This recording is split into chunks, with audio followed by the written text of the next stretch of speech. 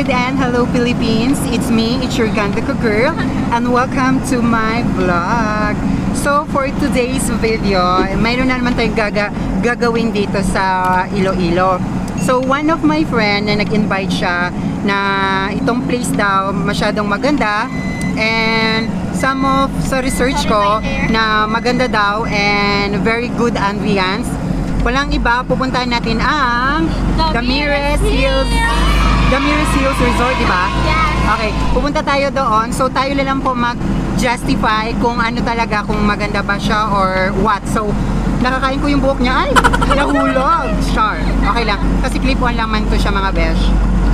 So behalf of Manila and Mindanao, tayo na lang po mag-judge kung maganda siya or hindi. Kasi marami na kasi nagkuha ng video nito na pumunta sila ng Damirez. So thank you talaga, Claire.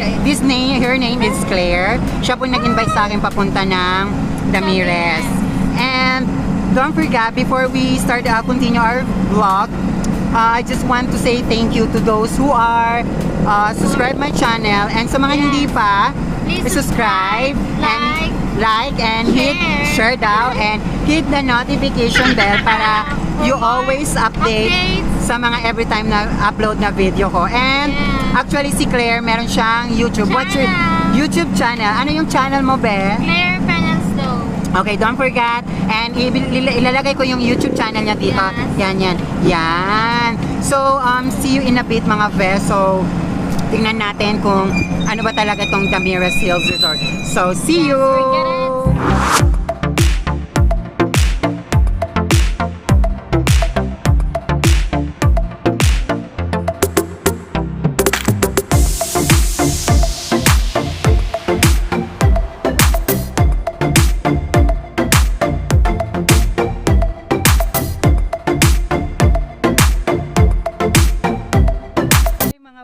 So ngayon, nandito na tayo sa Damirez Hills Resort. So tara, since nandito na tayo, medyo tahimik, ang hangin, masyadong convenient. Char! So before tayong papasok, syempre nagpa-follow sila ng protocol since na kasi pandemya, di ba? So before tayo papasok, meron sila ditong mga rules and regulation na dapat mong gawin bago ka papasok dito sa loob. Ito po yung Damirez, entrance pa lang siya, entourage. So tara, maglinis tayo ng kamay para naman malinis tayo bago tayo papasok sa resort nila. Si Claire, maghuhugas siya ng kamay before to enter these hills. Guys, yung hugasan nila, guys. Ang ganda, no? Parang ano, nasa province ko talaga, guys. tapos may shampoo. Kukunin ko to later. Char! So, Nanakawin siya na. maghugas ako ng kamay. Ayan.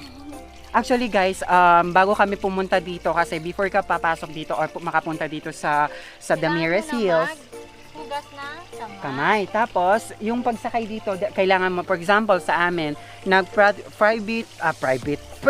public transport lang kami, jeep, para ma-experience namin kung gaano siya kalayo at kung gaano siya kaganda yung Iloilo. Yeah. True?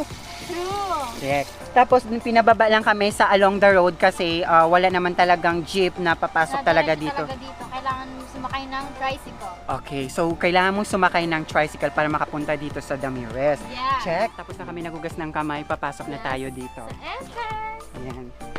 So, meron silang, very nice talaga siya. And then, bago kang papasok, bubungad sa'yo yung front desk nila. May mga upuan sila dito. Siyempre, kapag papasok ka, siyempre, kailangan mo mag-log na naman. Aside from magugas ng kamay, kailangan mo mag-log. Diba? Yan po yung log nila. Sanitize again. Sanitize ka na naman. And then, ito yung itsura ng sa loob nila ng Damirez. Ayan, diba? So, before tayo papasok talaga sa loob, kailangan natin magsulat ng pangalan. So, since tapos na tayo dun sa front desk, and then meron silang ino-offer dito na menu kung for gusto niyo mag-order. Kung nagugutom kayo, so anytime pwede kayo So, andito na tayo sa Damirez, mga best. So, as you see the moment right now, we are here in Damirez. Take a look, the ambience, yung place, ayan. Ang ganda dito, sobra. Di ba? Di ba, Claire? Thank you. Claire, I would like to thank you because you invite me to go here in this place. It's very convenient and very refreshing. English yun. So, tara mga besh, itutour ko kayo kung gaano siya kaganda yung dami. Turn na ako sa inyo doon na tayo galing sa front desk. And then, ang ganda dito kasi mahangin. And then, as far as kanina nag-picture taking kami dito, meron silang mga cottages and meron silang mga rooms. So, before kayo pumasok dito, kailangan nyo mag-register sa front office. Nag-offer sila ng mga food. And actually, mga besh, may mahal yung food nila. Kailangan mo talaga ng budget. So, itutur ko kayo at isasama ko kayo kung gaano kaganda dito sa Damiris. So, ito yung mga place nila dito. Ito, lagayan to ng mga zipline kung gusto nyo mag-zipline. And then, meron din silang mga cottages dito. Ang daming cottages nila dito. At the first, maraming cottages. And ang Damiris is meron siyang 3 swimming pool. Ang makikita nyo first dito, 2 for kids and for adults. Meron din sila doon parte sa my hotel. Kasi nag-taking picture kami, nag-pictorial kami. Ito yung mga pictorial namin. Okay, dito na tayo ngayon sa swimming pool. So, bababa tayo mga Vesha para itur ko kayo kung gaano siya kaganda dito sa Damiris. So, tara, punta tayo. Baba tayo dito. And makikita nyo naman na baka parang hindi tayo mahulog. So, ito meron silang kiddies pool, which is ito yung kiddies pool nila. And then, meron din silang adult swimming pool. So, puntahan natin yung mga swimming pool nila dito kung gaano. Actually, mga Vesh, mahangin dito, maka-refresh ka at sobrang accommodating yung. Kaso lang, yun na nga sinabi ko as I my previous video, may alam mo na dapat arcade ka dito, Vesh. Ayan, di ba? So, dito tayo sa kiddies pool na yun nila and very accommodating. Tapos, masyado siyang malaki. Para sa akin, masyado siyang malaki. Pati meron din silang swimming pool doon sa kabila na medyo malaki din for adult use. Pero meron din silang adult, medyo wala pang masyado naliligo. Ewan kung bakit. Pero very nice talaga dito sa Damiris. Since walang naliligo siguro dahil mainit, ayaw nila mainitan kasi sensitive skin. So, ito yung big pool for adults, ano tawag dyan? Adult swimming pool nila. Actually, itong Damiris Resort, meron silang zipline, meron silang parang bridge na tinatawag dito. So, hanggang dito mga besh. So, kung sa inyo, no, kapag bumisita kayo dito, huwag ninyong kalimutan bumisita dito sa Damiris Hills Resort. Ang entrance is 100 pesos, pero yung room niya, depende kung anong klaseng kukunin nyo na room. So, pupunta tayo doon sa hotel nila and sa resort nila, sa next swim pool. Ito ngayon, nandito tayo sa harap ng mga rooms nila. Sa nakikita nyo, 1, 2, 3, 4, 5. 5 rooms yan siya. So, every room, meron po siya mga pangalan. And then, may mga koi din sila dito na nag-aalaga. Ngayon, nandito naman tayo sa left side nila. Actually, may mga cottages din dito. Pero I think ata itong cottages nila na parang pinapaupahan din ng mga customer. Hindi siya yung normal na cottage na pwede kayo magkain. Ganito. Ito parang pwede ata matulog dito sa mga cottages na to. So, itong room na to or itong way na to, papunta tayo doon sa mga hotel nila or tinatawag nila yung parang resto. So, ito mga cottages na to, pwede ito siyang matulugan overnight. Actually, mga besh, pwede itong ang Damiris Hills Resort is pwede nyo siyang itawag dyan family outing, convention, or ano ba party, pwede din kayo mag-overnight dito. Pero yun na nga sinasabi ko, depende sa rooms na kukunin ninyo. So, ngayon pala, pupunta tayo doon sa hotel nila. So, ngayon, andito naman tayo sa area nila. As nakikita nyo sa likod ko, yan po yung hotel nila. Pero hindi ko alam mga Vesha kung ilang rooms ang capacity nito dito sa loob ng Damiris Hills Resort. Actually, malaki yung mga rooms nila dito.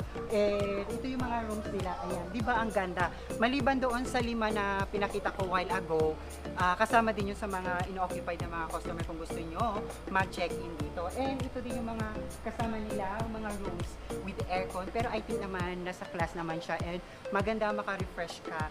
And then, ito din yung tinatawag nilang restaurant or bar. So, from the bar and the hotel, magkalapit lang sila. Bungat lang. Kumbaga, in front lang. So, kung gusto nyo kumain or ano bang pwede nyo i-order, pwede lang from hotel going sa restaurant. So, ito yung restaurant nila dito sa harap ng hotel nila. Ayan lang siya. So, dito, nagsiserve sila ng mga different foods, coffee, lahat lang kapag nandito kayo. So, mga besh ha. So, maya-maya pupunta tayo sa front desk, kausapin natin kung ano pa yung pwede, mga activities na pwede nilang gawin dito kapag pumunta kayo dito sa Damiris Hills Resort. So ngayon nandito tayo sa front office na Damirez Hills Resort. So as you see naman may kasama ko. So siya si Sir Albert, siya yung operation manager. So siya pinaunlakan niya tayo para ma-interview para sabihin natin very light kung ano meron si Damirez Resort.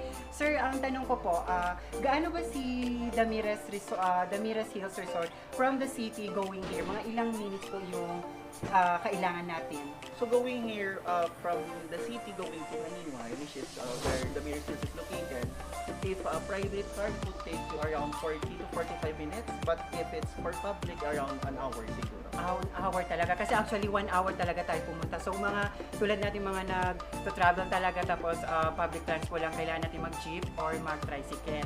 Diba? So yung mga may private car, pwede mga 1 hour. Mga 40 to 45 minutes ang going dito. And then meron silang dito, ano po yung mga pwedeng activities na pwede nyo ibigay sa mga viewers natin na kapag pumunta sila dito sa Damirez sa Iloilo City?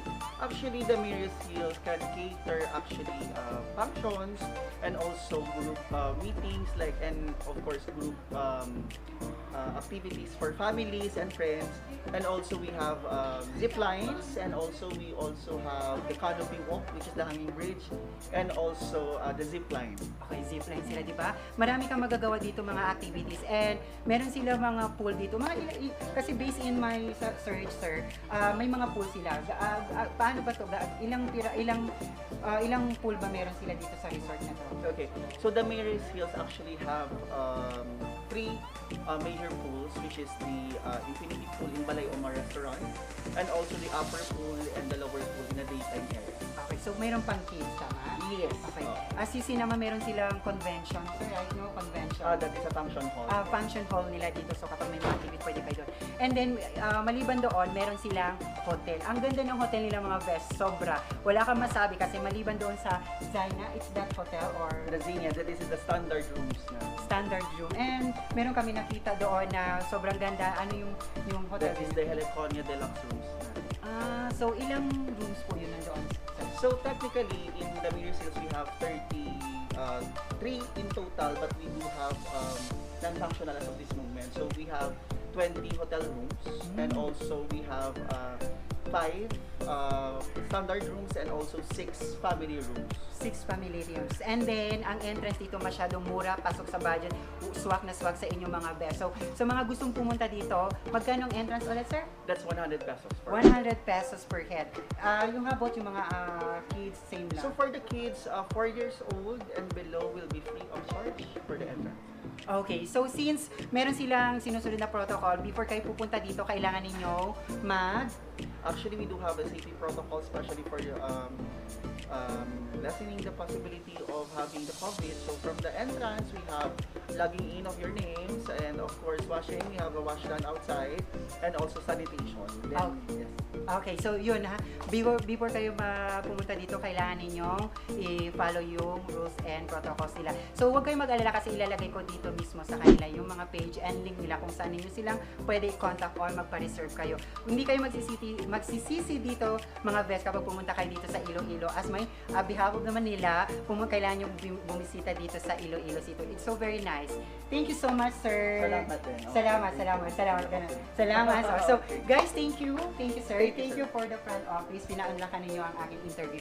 So mga besh, yun lang po, and thank you so much sa listening. And bago po tayo mag-end, don't forget to subscribe and hit the notification bell para updated kayo sa lahat ng mga videos na i-upload ko. See you in my next vlog. Bye!